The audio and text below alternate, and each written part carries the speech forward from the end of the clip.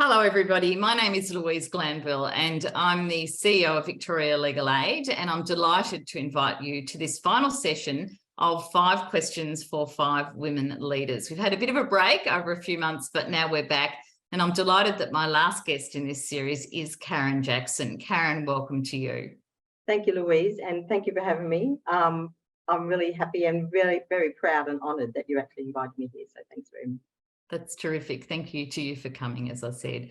We'll start by acknowledging the traditional owners of all the very different lands that we're on. I'm down in Wathaurong country near Geelong, and I pay my respects to elders past, present and emerging, and note the very important point that we're at both in Victoria and Australia with the Voice, and in Victoria with the Uruk Truth-Telling Inquiry. Now I'd like to formally introduce Karen by reading her bio. So bear with me. It's there's so much in there, and this will tell you why it's so fantastic that she agreed to join us. So Karen Jackson is a Yorta Yorta woman and director of the Moondani Balluk Academic Unit, which is at Victoria University in the western suburbs of Melbourne, but broader than that now, of course. Most universities aspire across and into the world. So that's VU. Karen is an advocate for culturally safe spaces that enable Aboriginal people to aspire to personal, family and community goals. She's also interested in land rights and the recognition of sovereign people and the delivery of relevant education programs by Aboriginal people for Aboriginal people. Karen has held membership in the Victorian Aboriginal Heritage Council, the Victorian Equal Opportunity and Human Rights Commission, the Indigenous Family Violence Regional Action Group, and she's also currently the co-chair of Calling Wada Ngal. Importantly, she's the current deputy chair of the Western Metropolitan Regional Aboriginal Justice Advisory Committee and part of the Indigenous Family Violence Regional Action Group. I think it's important to hear all that because she's someone who's certainly very well known in the west of Melbourne and beyond. I found her to be a great leader, and I have learnt many things from Karen in the time that I have spent with her in the West particularly, but more generally. So Karen, we'll start with our first question, and this is if you could tell us a little bit about yourself. I've given the formal bit, but you might want to add a few more things in there. Just what motivates you and what some of your personal priorities are at this time in your life. Oh, okay. That's actually a big question, you know, Louise. You can pick whichever bit of it you want. I will. So my great-grandmother was Kitty Atkinson, born near Farmer Forest and Moira Lakes on the other side of the Murray River on Yorta Yorta country. And my great-great-grandfather was Fenimore Jackson, born near Mount Hope in Pyramid Hill. So there's a little bit of contestation around Pyramid Hill and whose country it's on. And yes. So sometimes I'll say Jaja Redang in my patrilineal line, but there's other people that say that it should be Wemba Wemba, but that's a whole story of history that I'm not here to talk about today. But anyway, so what motivates me, I think, is seeing change for Black people, Aboriginal people, particularly people in the community, and ensuring that community are able to gather in spaces where they sort of feel safe. And there's always bits of my job, particularly at the university, that still need doing. So it motivates me to stay here. I mean, I've been in my job at the university for a very long time, like 26 years. Yeah. I was going to say it was over 20 years. Yeah. And people always say, well, how come you're there still? You know, it's 26 years, maybe we'll move on. And I sort of go, well, we started in the still space, but there's still things to get to. In terms of personal priorities, like deeply personal, I guess, immediate family is really important for me. My mum, who's turning 88 at the end of this week. Yeah. It's exciting. Really important to me. Yeah. And she always goes, oh, I can't do what I used to do. I go, you're 88, you know, you're nearly 90, you're not meant to.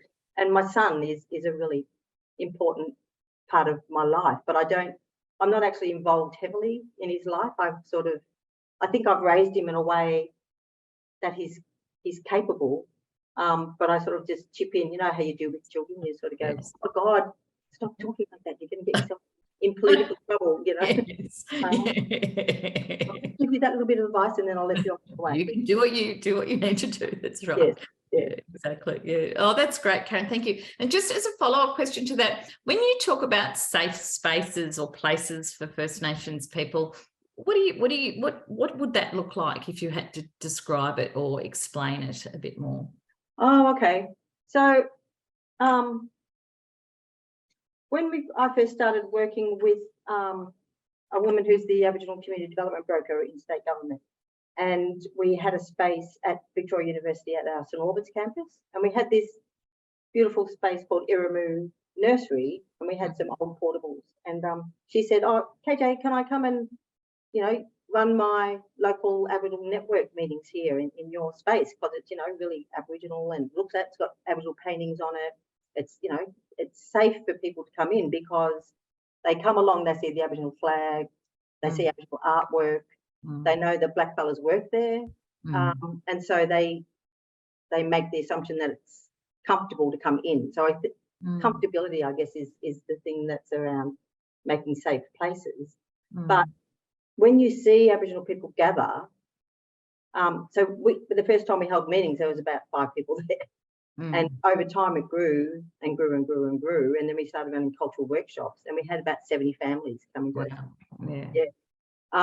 And we're doing cultural practice and showing people how to reclaim their cultural practice. But you also see when Aboriginal people gather and they're interacting with each other, and you're actually watching you're being an observer, an Aboriginal observer, because that's the safe way to do that. You can see the grief and trauma that families are carrying in the way that they interact with themselves and interact or not with other community members. And for me, that was sort of heartbreaking, because those people were crying out for help, but they couldn't ask. Yes.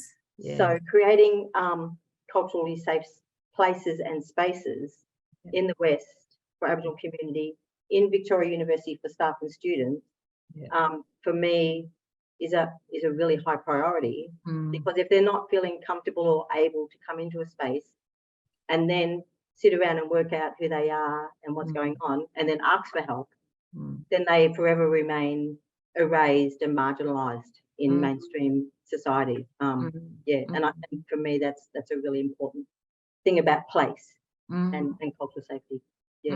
That's so helpful and instructive, really, generally. And you know, I've always known that for First Nations people, space and place is very important, and it's a lens that, you know, I think white people like me think very differently about. You know, it's doesn't have the same feel to it, and I have learned so much from listening to you in relation to that answer, but just generally about the importance and significance of place and space. So thank you for that. Just about your leadership journey. You know, you're a First Nations woman. You've been a long time in the academic realm, as you said, and you've clearly made lots of contributions that I know of to the west of Melbourne. What's sort of inspired and prompted you on that leadership journey, and what do you think you've learnt from it as an Aboriginal woman? I actually don't see myself as a leader. Right. Well, I see you as a leader. That's right. And I think, anyway, so the first time people actually said to me, like a while back, "Oh, KJ, you're a great leader." I go, "Oh, I don't see that. I don't feel that I'm a leader." But anyway, and I don't see it. But, and the more people say to me, "You are," I said, "Okay, well, whatever you say." I guess my elders, my Yorta Yorta elders, they give me strength and courage to be in a space. I think for me, being a leader is about working out when and how to use your voice. It's also about, even though you're involved in the community, it's also sometimes about being alone. But being alone in a sort of like a leadership capacity, I guess, at that management level. So I've put myself into lots of university management spaces, like the executive and with academics, because I'm not an academic. I always go, I don't have that language. I don't have the PhD. I don't teach, but I go into those spaces alone to make sure it's safe for staff and students. So I use my voice in those spaces. And that for me is that alone space. But and I've had people actually say to me, well, KJ, if it wasn't for you, I wouldn't still be here teaching in the university, because I know that what you've created in Moondani Balluk enables me to do my work in a way that I wouldn't be able to do it at another university. Yes. Yeah. Their expectations and their workloads are completely different to the way that you protect us as a group. And so that's that alone space. But the other example, I guess, was when I joined the Victorian Aboriginal Heritage Council, and I just sort of did it on a whim when it was first authorised as a body. And I went, oh, I should join that thing because I've done some cultural heritage work. And Uncle Cole Walker, who's an amazingly beautiful man, Yorta Yorta man, the next time I saw him up on country, he goes, Karen, I am so pleased that you're on that Heritage Council thing. He goes, I couldn't do it. He goes, I just can't do that sort of stuff, you know, because he does all that work on the ground. And when he said that to me, my heart just burst with joy, and I went, oh my God, you know. Yes. And then you carry that with you. Yes. Yeah. You know? So you carry that with you into all sorts of spaces, not just in the Heritage Council, but I carry it into meetings with the Vice Chancellor or meetings with the Deputy Vice Chancellors and those sort of things. Yeah. And you're very anchored in the West, although you you know, you move around everywhere. I know that, but you're very anchored to the West. So tell us a bit about that anchoring and what that means for you. Yeah, I think it grew out of that work I was talking about families and trauma and grief. Yes. And just that the West, in terms of Aboriginal services and Aboriginal organisations, has always been fractured. There's been organisations, but they've fallen over. The statewide orgs say, oh yeah, we're going to come and deliver services in the West, and they never do. And people always go, well, there's no blackfellas in the West of Melbourne, but there's a whole mob of us. Yeah, that's right. The numbers are growing in that sort of way. So I think I'm anchored in the West. The university's in the West as well. So for me, it's part of my job to engage with Aboriginal community in the West, as you know, as being part of Moondani Balluk at Victoria University. But it's also around. So when I first started the university, there was no traditional owner groups in the West of Melbourne. And the Aboriginal Heritage Council hadn't even started. Registered Aboriginal parties hadn't even been thought of. Yeah. And it was just this disparate group of Aboriginal people. Back in '96, I'm going way back now. Yes, I have to think about that then, because I was trying to work out. No, it was probably about '98 to early 2000s. A small group of Aboriginal people gathered in the Living Museum of the West. Yes. They said, well, we need abrogation here. We've got no services. Statewide aren't doing it. And so, you know, if you ever said, well, let's talk to statewide to get things going, and let's create a space for Aboriginal people. Let's create an organisation. And that was sort of the start of that journey from way back then. That said, we need to do something for Aboriginal people in the West. They keep moving in here. We need to create ways that they can engage with each other, and again, not feel like they're erased or marginalised. They have a voice. The other thing that makes me anchored in the West around that grief and trauma is a lot of the young adults who have children now, young families, either they're part of the stolen gens or their parents were. So we've done a couple of research projects on those families, and the sorts of stories they tell you just, you know, cut at your heart sort of. And so to make those people, and they also didn't know their identity and couldn't trace their family tree. And so they didn't feel like they were worthy to be Aboriginal or worthy to identify as being Aboriginal. So for those people, I wanted to enable them to gather with other Aboriginal people, talk to other Aboriginal people, feel comfortable enough to go, oh, I'm not sure who I am, and to get them help to sort of trace their family, so that they fill that hole in their heart. And so they feel like they belong and they connect to a broader community. So that's what anchors me, helping people get through that space. No, it's terrific. And things, places like the Living Museum of the West, and I think of all those people like Peter Heffernan and those sorts of people who were such huge contributors. I think it was a coming together often of Aboriginal people and non-Aboriginal people in a way that was very positive about the west of Melbourne. So yeah, that's a really good memory you've made for me. So thank you for that. And just perhaps one final thing, and it's a sort of cheesy question I always say, but if there's something you really wanted to change in the world, what would that be? And it could be something very contemporary currently, or there could be a couple of things that are in your mind that might be important. Oh, okay. One thing, if I want to change one thing in the world, I would change colonialism. Yeah. I would, sorry. No. I'd change the history of the ways that, those early power-hungry colonists said, let's go and conquer the world, let's take over these spaces. I'd change the way that they would think and the ways they would work and the way they do things. Yeah. And change them to be, that they knew about empathy. Yeah. That they understood the concept of difference. Yeah. And they didn't look at a black person and go, you're uncivilized, I'm just going to cut you down to the ground. And I'd, make them anti-racist. Yeah. Imagine the difference in the world now if we could go back. Would be very different. And I mean, it sort of leads us to, I suppose in a way we're all involved in trying to make things different in that way, and just any reflections on the Voice, the issues that are happening, say Victoria with your Rook, or any thoughts you have about those, or any advice to those of us who are listening to you, just generally.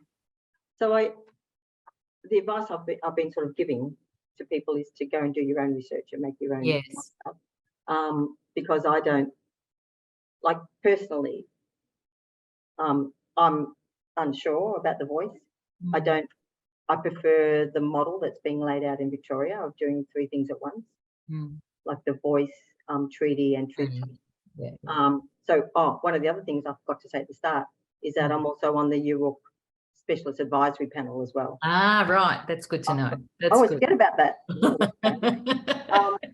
But yeah, so from if the Voice makes a change, well and good. And I guess there's a lot of, personally, there's sort of a bit of a fear that if it doesn't get up, will that open the door for people to be racist trolls and do all that sort of ugly stuff? If it doesn't get up, what is the difference between Aboriginal people and gender equality and gay marriage rights and those sorts of things? What does that mean about Australia if that referendum doesn't get up? But I'm strongly encouraging people to go do their own research, read the statement from the heart, read all the information that's out there, listen to people, read articles, and then make up your own mind about how you want to vote. Yeah. That's terrific. Actually, that's been VLA's position. We put a note out to staff, and it was very, very similar. And noting that in our own First Nations network within the organisation, people have very different views, and so it's very important for us all to think about that thoroughly. KJ, Karen, thank you so much for being so generous today and sharing of yourself in that way. I do see you as a leader and a very strong woman to boot. So thanks for that. And thank you everyone for joining us at 5 Questions for 5 Women Leaders. And who knows how we'll come back next time, but hopefully I'll see you again. Thanks, Karen. Go well. Bye-bye.